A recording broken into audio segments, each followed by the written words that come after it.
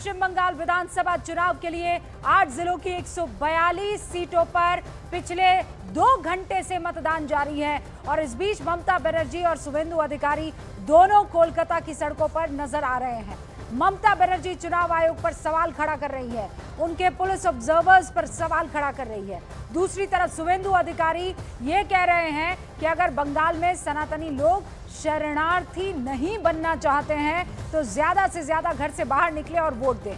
कुल मिलाकर दूसरे चरण में वोल्टेज हाई है, बंगाल का सियासी पारा हाई है।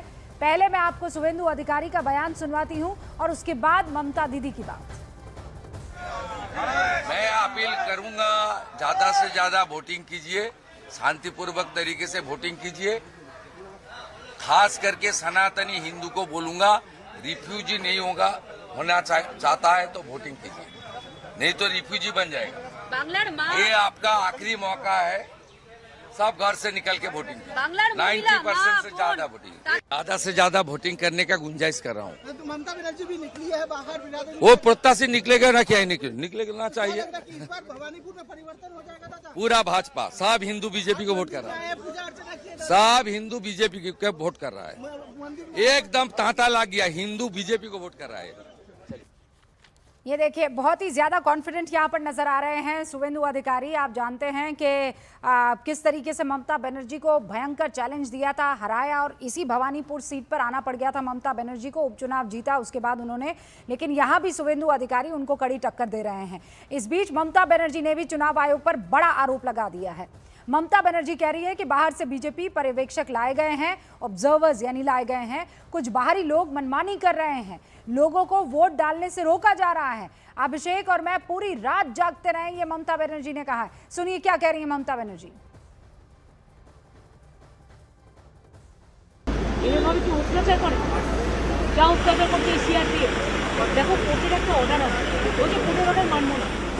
আমরা কন্টেম্পট অফ কোর্টের নোটিশ দিয়েছি, তা সত্ত্বেও কতগুলো অবজারভার এসেছে বাইরে থেকে, বিজেপি যা বলছে তাই করছে।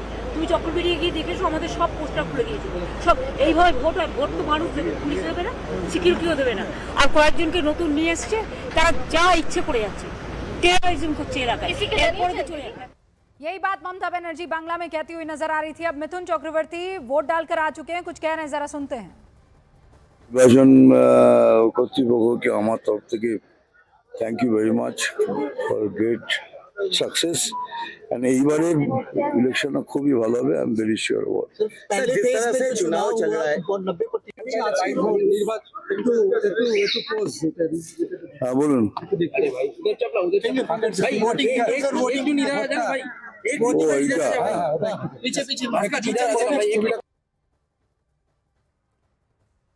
भाई वो तो सक्सेस की शुक्रिया भी अदा कर चुके हैं। शुभ्रास्ता हमारे साथ जुड़ चुकी हैं, विवेक श्रीवास्तव हमारे साथ बने हुए हैं और मेरे सहयोगी इस वक्त अमित पांडे भी आपको हमें ग्राउंड जीरो की सारी खबरें बताने वाले हैं। अमित का रुख इसलिए क्योंकि पीछे हमें अभी भी बड़ी लाइन दिखाई दे रही है और बड़ा जो एक्साइटमेंट दिखाई दे रहा है। अमित, जरा इन लोगों से अगर आप बातचीत कर पाएं, और दूसरा ये कि अब किसी भी वक्त मेरे ख्याल से डेटा भी आ सकता है चुनाव आयोग का। जी बिल्कुल, किसी भी वक्त डेटा आ सकता है। और देखिए, एक नहीं, उस वक्त हमने पहले सिंगल लाइन दिखाई थी, आज डबल लाइन दिखा रहे हैं। और इतनी बड़ी लाइन, ये दूसरा पोलिंग सेंटर है, ये प्राथमिक विद्यालय फाल्टा का है और सड़क तक लाइन है। देखिए पीछे मेन सड़क जा रही है, वहां पर ये लाइन है। और जाहिर सी बात है कि जो हमें सुबह से दिखता आ रहा है कि पूरा महिलाएं ही, ज्यादातर 80% महिलाएं हैं। एक जनाब है बीच में, एक हमारी तरह एक पुरुष भी है। सर, अखबार पढ़ रहे हैं, आज एकदम आए हुए हैं। कैंडिडेट का नाम मत लीजिएगा, सबसे अहम मुद्दा क्या है आपके वोटिंग के लिए? जो है वही ठीक है। ये अब आज जो व्यवस्था है चुनाव आयोग का, उसमें आप क्या कहना चाहेंगे? Good satisfied. आप युवा हो, आपके लिए सबसे अहम मुद्दा क्या है? What is the main issue?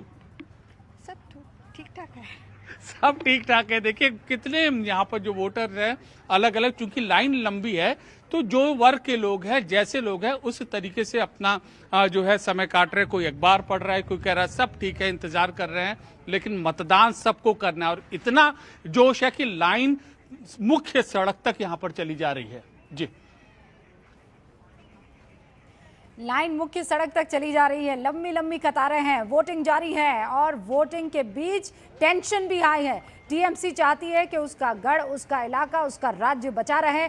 BJP का कॉन्फिडेंस हाई है, उसे लगता है कि इस बार वो बाजी मार ही लेगी। लेकिन दोनों ये बहुत अच्छे से जानते हैं कि ये दूसरे फेज की वोटिंग उनके लिए इम्पॉर्टेंट है। ये दूसरे फेज की ये जो 7 ज़िले हैं, 142 सीटें हैं, ये बहुत महत्व वाले हैं। यहाँ पर चाहे वो 24 दक्षिण 24 परगना हो या फिर वो कोलकाता हो, ये वो इलाके हैं जहाँ पर ममता बनर्जी का दबदबा रहा है, टीएमसी का दबदबा रहा है। लेकिन यही वो प्रेसिडेंसी डिवीजन है जो अगर पलटता है तो ऐसा पलटता है कि फिर वो वापस साथ नहीं आता है। लेफ्ट का एक टाइम पर यहाँ दबदबा रहता था, विवेक श्रीवास्तव आप अच्छे से जानते हैं।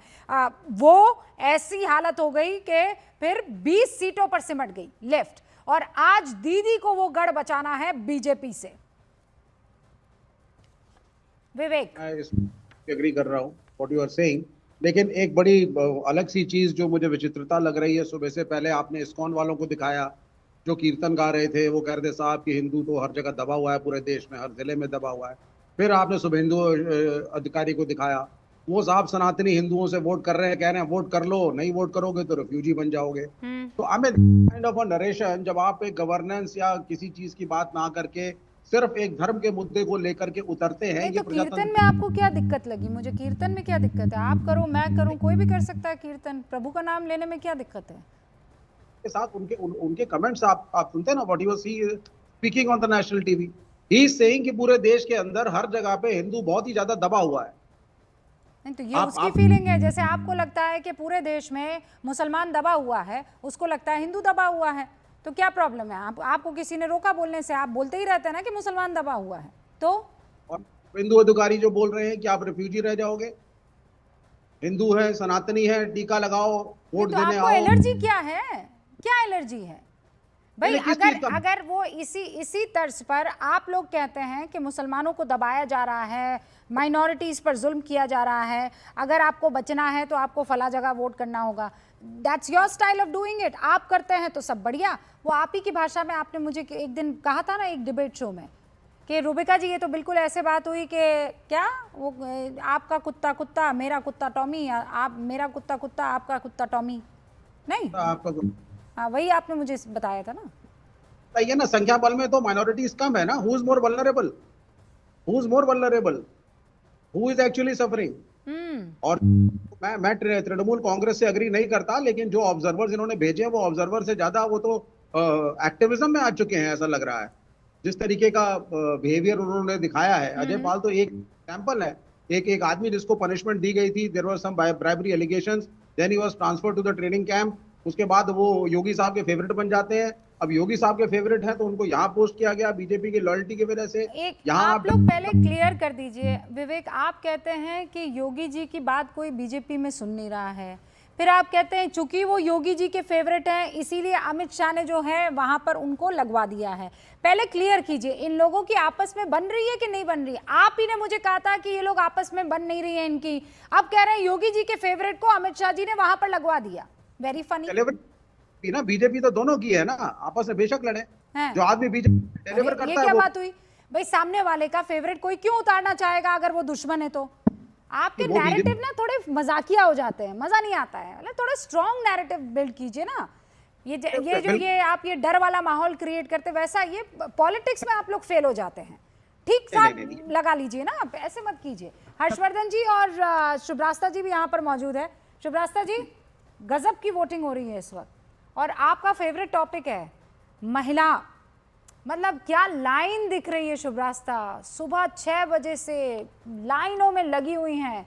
ऐसी 20 सीटें हैं जहां पर महिला पुरुषों से ज्यादा ताकतवर है एज अ वोटर। तो रूबिका जी, सबसे पहले गुड मॉर्निंग आपके व्यूअर्स को भी, सबको सुप्रभात। और ये बिल्कुल आप सही कह रही हैं, ये पहली तो जीत इलेक्शन कमीशन की ये है कि इतने चार्जेस और इतने एलिगेशंस के बावजूद भी बिल्कुल शांतिपूर्ण तरीके से मतदान शुरू हुआ है। बिल्कुल शांतिपूर्ण तरीके से लोग लगे हैं। अभी जो आपके चैनल पे जो कवरेज हो रहा था, आप देखिए यंग ओल्ड सभी तरह की महिलाएं लाइन में लगी हैं, वोटर्स लाइन में लगे हैं। ये बहुत बड़ी जीत है भारतीय लोकतंत्र की और बंगाली जो जनता है उसकी। लेकिन कुछ चीजें जो मैं सुन रही थी और मैं लगातार फॉलो कर रही हूँ आपका कवरेज, कुछ चीजें मुझे लगता है बोलना बहुत जरूरी है। Please. आज से 2 सप्ताह पहले मैं आप ही के चैनल पे किसी दूसरे शो में मैंने बहुत दृढ़ता से कहा था कि मुझे अभी भी टीएमसी एडवांटेजेस पोजीशन में लग रही है, लेकिन जिस तरीके से ममता बनर्जी का लास्ट का कैंपेन चला है पिछले 2-3 दिनों का, और जो बयान उनके मुंह से या तो बरबस निकले हैं या जानबूझकर उन्होंने स्ट्रेटेजिकली किया है, पैनिक तो है। तो ये जो वोटर बेस जिसकी हम हर बार बात करते हैं वो इतना कॉम्पिटिटिव हो चुका है दोनों के लिए, टीएमसी के लिए भी, भारतीय जनता पार्टी के लिए भी। लेकिन ये क्लियर हो गया है इस चुनाव के अभी तक के जो हम रुझान देख रहे हैं उसमें कि बहुत ही कॉम्पिटिटिव टीएमसी वर्सेस बीजेपी चुनाव रहा। ये वाम और कांग्रेस बिल्कुल बाहर हो गई है इस पूरे नैरेटिव से। दूसरी चीज, जिसको ट्रेडिशनली बीजेपी अपना वोटर बेस मानती थी, वहां ममता बनर्जी ने अपनी वेलफेयर स्कीम्स के जरिए सेंध मारना शुरू किया है, और जिसको टीएमसी कहती थी कि ये हमारा अपना बेस है, वहां पे बीजेपी ने प्रतिस्पर्धात्मक तरीके से अपनी जो वेलफेयर की राजनीति है वो और हिंदुत्व का कंसोलिडेशन, इन दोनों के माध्यम से वहां सेंधमारी की है। तो ये चुनाव हर बार की तरह कहना ये बहुत जरूरी है कि ये चुनाव बहुत इंटरेस्टिंग होने वाला है, क्योंकि हर चुनाव में रुबिका जी 5 दिन के बाद एक तरह से एक पीढ़ी नई जुड़ जाती है इलेक्शन के साथ। और मैं ये देख रही हूँ कि ये जो जेनजी है वो इतना खुश हो रही है, जो पैरामिलिट्री फोर्सेस के जवान उनको दिखाई दे रहे हैं।